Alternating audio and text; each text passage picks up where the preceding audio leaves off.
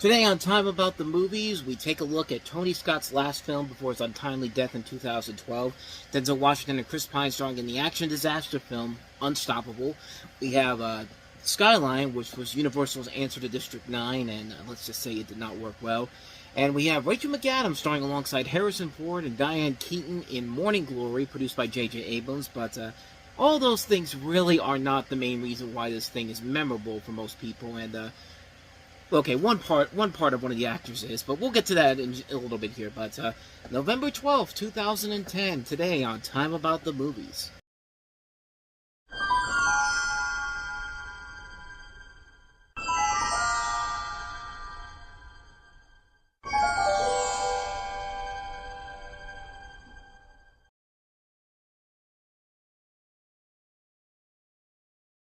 By the way, welcome to Time About the Movies. We're taking a look at the three films of November 12, 2010. I haven't even given you a proper introduction yet, but this is Unstoppable, based on the real-life CSX 8888 incident, telling the story of a runaway freight train and the two men, played by Denzel Washington and Chris Pine, who attempt to stop it. And, as you saw in the trailer, all this crazy shit happens. I mean, the two are bickering at each other, and then there's a runaway train that goes on, and then there's another train featuring a bunch of elementary school students, and they have to stop both of these trains, or else you're going to have a missile the size of the Chrysler Building. I mean, that is literally the plot of this entire movie. It's pretty all over the place, and definitely not the best thing for Tony Scott's career to end on, per se. Because, like I said before, this was the last thing he did before he passed away in 2012. And, yeah, this movie's not that great in general. I mean, it does have a couple of decent action moments here and there.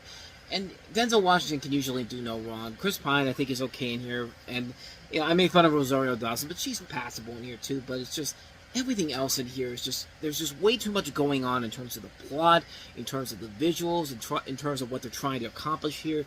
It feels like they're literally throwing everything at the wall and saying, anything sticking? No, just keep trying, because they keep throwing stuff at you throughout the course of this movie. They make it much more complicated than this thing needs to be. And the end result is a film that is just all over the place, just way too chaotic, way too ridiculous for its own good.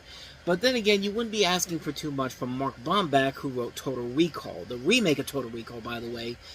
So yeah, that should probably tell you something right there. But like I said, it's not a bad movie. It's just a film that just feels like it's all over the place, has no real connection of where it wants to go, and it just feels like there was no real clear indication of what they were trying to accomplish here, except just have Denzel Washington and Chris Pine working off each other. I mean, yeah, it's pretty much that, but that's just my personal take on it, per se. I didn't like this one a lot. Unstoppable, yeah, you could stop this one for sure.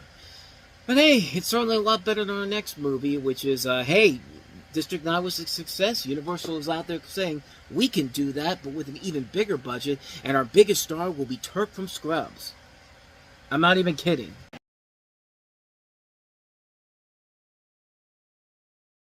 Yeah, that's right. Turk from Scrubs is the biggest star in this movie. And look, I have nothing against Donald Faison, but I'm sorry.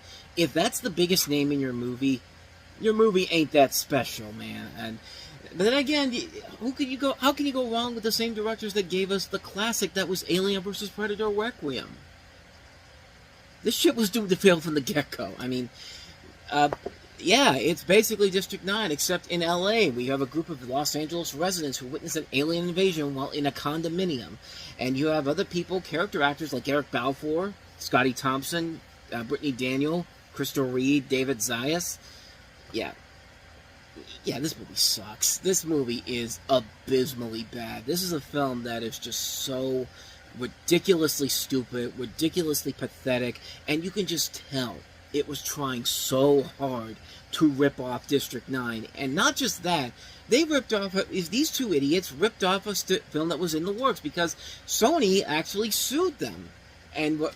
Because they are the owners of this visual effects company called Hydraulics Films, and they had paid them to do visual effects work for their upcoming film Battle Los Angeles, but Hydraulics never informed Sony that the siblings were directing a rival alien invasion film, similarly driven by special effects scheduled to be released 4 months before Sony's feature was out. In March, they eventually released a statement dismissing the arbitration because they realized that, there's nothing worth fighting with this piece of garbage that is Skyline, because we have our own piece of garbage coming out that's come in Battle Los Angeles, which is also a terrible movie, by the way. Again, just ripping off District 9. That's the biggest problem with these movies. They're ripping off District 9 so badly, and the visual effects in here are abysmal. The movie itself, without the visual effects, costs $500,000. And the budget is $10 to $20 million with the visual effects. Does it really cost that much money for visual effects? These guys were embezzling money. They had to have been. There's no way that they put all that money into this, because it's not showing on the big screen. And it would help if there were some good characters. It would help to be some good storylines, but sadly that's not there in this movie either. This thing is an abysmal mess of a movie, a pathetic attempt to copy District 9, but apparently was successful enough to launch a franchise of films that these guys directed, because who cares about actually evolving our craft and all that? Let's keep making the same piece of garbage, because the Sci-Fi Channel is always looking for bad movies to air in between Resident Alien and WWE. I don't know. Like, that's basically my reaction to this whole thing. I don't know what the hell they were thinking, but Skyline sucks. Skyline is a terrible fucking movie. So let's go ahead and turn the tide with the best movie overall of the weekend, but that's really not saying a whole lot with this one. Morning Glory. On a side note, take a look at where this trailer peaks at, by the way. I see touch. Wasn't that bad? Yeah. And how do I put this? Hey Al, you want to help me out on this one? Great ass! Hey, man said it best. But this is Morning Glory, the film that tells the story of an upstart television producer played by Rachel McAdams, who accepts the challenge of reviving a morning show program with warring co-hosts played by Harrison Ford and Diane Keaton. Rachel McAdams falls in love with a guy played by Patrick Wilson, and Jeff Goldblum is also in the movie playing the man that hires her. And this is produced by J.J. Abrams, one of his few romantic comedies he produced under Bad Robot. And this is directed by Roger Michell, who did Notting Hill 11 years prior to this. So there is talent across the board here with this film. There is a lot of good people involved here. And the pieces are definitely there, but you could just see that it's just a modern-day version of a film like A Working Girl meets Broadcast News. I mean, the best comparison, honestly, is Broadcast News, because there is a lot of similarities to that movie and this film here. But there is a little bit of Working Girl in there, not just because Harrison Ford is in here, too, but the movie, I'm saying it like it's a bad movie, per se. It's not. It's just kind of a bland film in general. There's not really anything that makes it stand out or anything that unique or amazing about it, except the fact that everybody is given their best material here. Everybody here is playing their parts very well.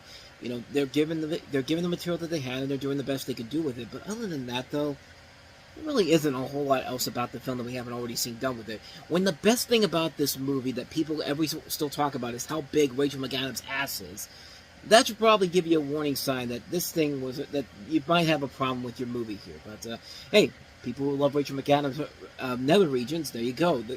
There's a reason, there's a reason to check the movie out right there. But then again, we have the internet too, so you don't even need to worry about that. But yeah, overall, the film itself is just kind of meh.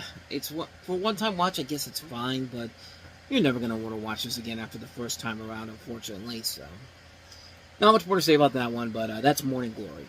And thus, with all that said, we wrap up another edition of Time About the Movies. Next time we meet, we'll take a look at the week before Thanksgiving, and we have part 1 of the conclusion of Harry Potter and the Deathly Hallows, part 1, and we also have Paul Haggis' film, The Next 3 Days, which I believe is his first directorial outing since Crash, if I'm not mistaken. I think I'm right on that, but I'd have to double check it. But I'll let you know tomorrow. But we'll take a look at both of those movies coming up on the next episode. So thank you so much for watching this. I hope you enjoyed it. If you did, hit that like button, hit that subscribe button, hit that notification button. Also, don't forget to hit our playlist and check out the last episode we did. And confidentially, since I've got it on now, stay tuned later tonight for an all-new Reviewing Network Live is on the Reviewing Network Live YouTube channel. I'll leave a link to that down below so you can go check that out as well. But I just wanted to do this since I had the shirt on. But with all that said, thanks for watching. And whether it's in the past, the present, or the future, we'll see you at the movies. Take care.